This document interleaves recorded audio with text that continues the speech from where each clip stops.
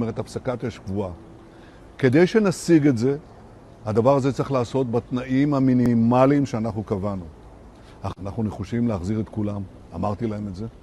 אמרתי להם שאנחנו מנסים כרגע להשיג שחרור של חצי מהחטופים החיים והחללים, תמורת הפסקת אש זמנית של 60 יום. בתחילת הפסקת האש הזאת ניכנס למשא ומתן על סיום המלחמה באופן קבוע. זאת אומרת, הפסקת אש קבועה. כדי שנשיג את זה, הדבר הזה צריך לעשות בתנאים המינימליים שאנחנו קבענו. החמאס מניח את נשקו, עזה מפורזת, אין יותר יכולות שלטוניות או צבאיות של החמאס. אלה תנאי היסוד שלנו. אם זה יכול להיות מושג במשא ומתן, מה טוב. אם זה לא יושג במשא ומתן ב-60 יום, אנחנו נשיג את זה בדרכים אחרות, בהפעלת כוח, הכוח של הצבא הגיבור שלנו.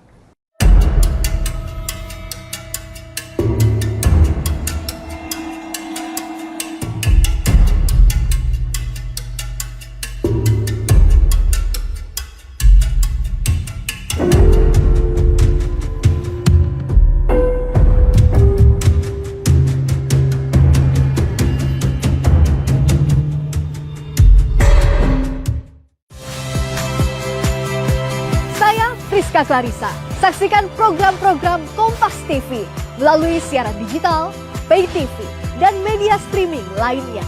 Kompas TV, independen, terpercaya.